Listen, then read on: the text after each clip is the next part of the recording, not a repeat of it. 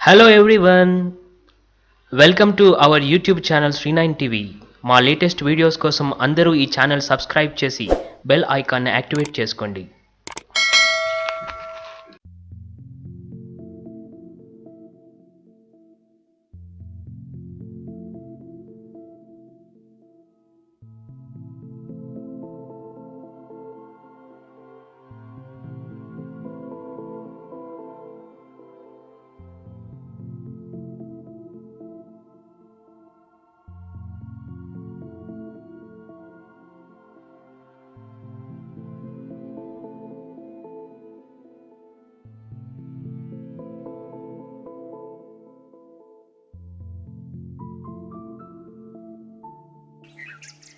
శ్రీ గురుభ్యో నమః.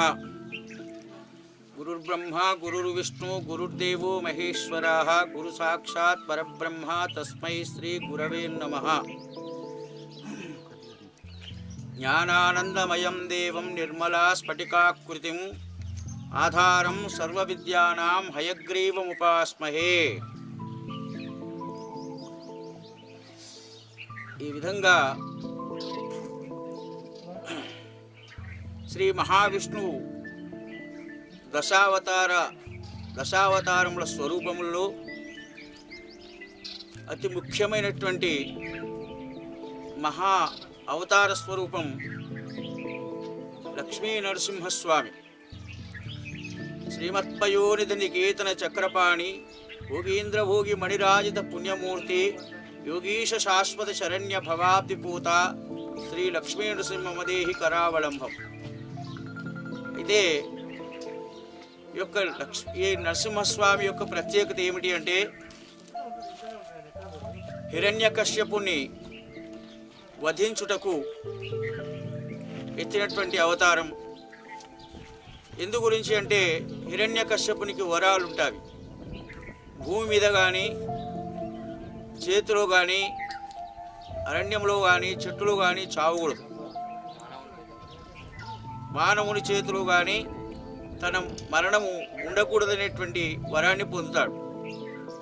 ఆ వరాన్ని పొందినటువంటి వాడు అహంకారం చేత దేవతలను నానా విధములైనటువంటి ఇబ్బందులకు గురి చేస్తూ అవమానపరుస్తూ దేవతలు ఆచరించేటువంటి యజ్ఞయాగ క్రతువులకు భంగం కలిగిస్తూ ఉంటాడు. అటువంటి సమయంలో ఈ యొక్క నారద మహామునీంద్రుని యొక్క ఆలోచన చేత ఆ యొక్క హిరణ్యకశ్యపుని ధర్మపత్ని గర్భములో ప్రహ్లాదుడు జన్మించడం, ఆ ప్రహ్లాదుడు శ్రీ మహావిష్ణువుకు అత్యంత భక్తుడిగా మారడం, గర్భములో ఉన్నప్పుడే శ్రీ మహావిష్ణువు గురించి కథలు వినడం నారద మహామునిందుని చేత. ఆ విధంగా మహాభక్తుడు ప్రహ్లాదుడు. ఆ భక్తుడైనటువంటి ప్రహ్లాదుడు శ్రీహరిని స్మరిస్తుంటే ఈ యొక్క విష్ణు వ్యతిరేకైనటువంటి హిరణ్యకశ్యపుడు సహించలేక ఆ బాలుని నానా విధములుగా ఇబ్బంది పెడతాడు, చిత్రహింసలకు గురి చేస్తాడు. ఆ సందర్భంలో ఎన్నో రకమైనటువంటి చిత్రహింసలు చేసిన తర్వాత నువ్వు శ్రీహరి శ్రీహరి శ్రీహరి అని పదే పదే వేడుకుంటున్నావు, మరి ఆ శ్రీహరి ఎక్కడ ఉందో చూపించగలవా అని హిరణ్యకశ్యపుడు ప్రహ్లాదుని అడుగుతాడు. అప్పుడు ప్రహ్లాదుడు చెప్తాడు, ఇందుగలడు అందులేడని సందేహము వలదు చక్రి సర్వోపగతుండు ఎందెందు వెదకి చూసిన అందందే కలడు దానవాగ్రణి వింటే. నువ్వు దానవాగ్రణి అంటే రాక్షసులలో గొప్పవాడివి. నీవు శ్రద్ధ పెట్టి వింటే, శ్రద్ధ పెట్టి చూస్తే ఇక్కడ కాదు అక్కడ కాదు, చెట్టులు గుట్టలు రాతులు పుట్టలు కూడా ఉన్నాడు ఆ విష్ణువు సర్వాంతర్యామి అని సమాధానమిస్తాడు.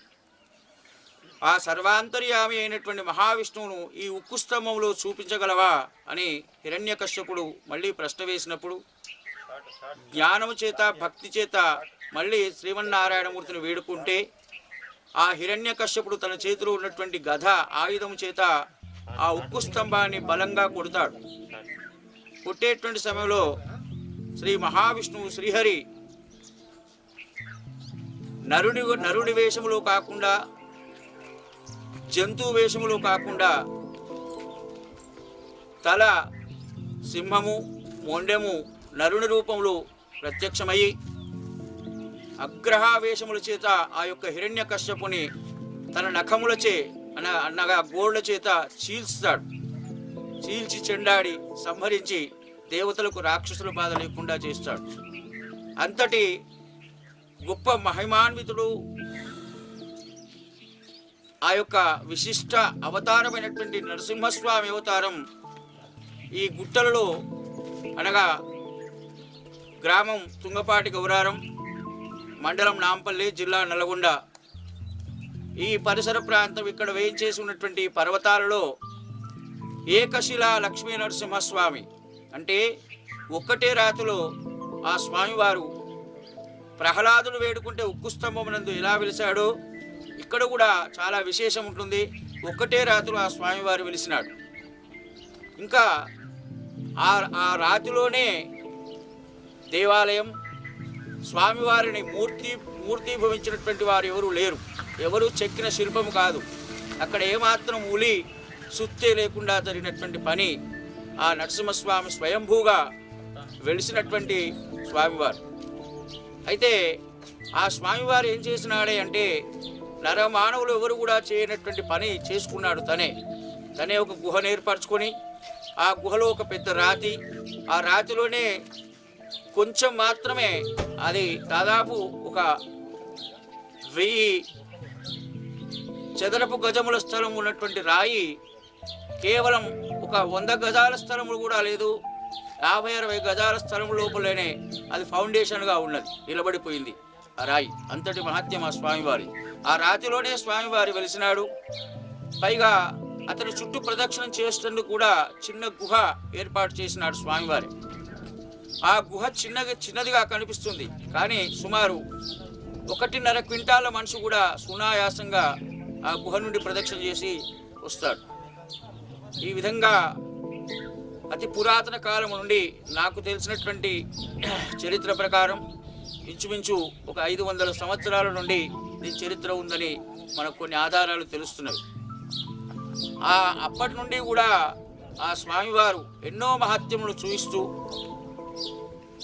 భక్తులకు కొంగు బంగారమై ఉంటున్నాడు. ముఖ్యంగా ఈ మధ్యకాలంలో 1 సంవత్సరం క్రితం ఒక వ్యక్తికి కుష్ఠరోగం వచ్చింది, కుష్ఠవ్యాధి. ఎక్కడ పోయినా నయం కాకుంటే ఒక 40 రోజులు ఇక్కడ ఉండి స్వామివారిని కొలిస్తే సేవిస్తే అతని కుష్ఠవ్యాధి పూర్తిగా నయమైపోయింది. అదేవిధంగా ఎన్నో సంవత్సరాల కాలం నుండి కూడా సంతానం కాకుండా ఈది బాధలు, శత్రు బాధలు, రుణగ్రస్తులైనటువంటి వారు కూడా ఈ స్వామివారు దగ్గరికి వచ్చి తమ కష్టాలను నివారింపు చేసుకుంటున్నాడు. ఇంకా పూర్వీకులు పెద్దలు చెప్పేవారు, పొద్దున్నే మనం సూర్యోదయం కాకముందు ఒక 10 నిమిషాలు, సూర్యోదయం అయిన తర్వాత ఒక 10 నిమిషాల సమయంలో వస్తే ఆ స్వామివారి చుట్టూ ఒక నాగేంద్రుడు, శేషుడు అనే నాగేంద్రుడు ఆ స్వామివారి చుట్టూ ప్రదక్షిణ చేసి అంతర్ధానం అయిపోయేవాడు.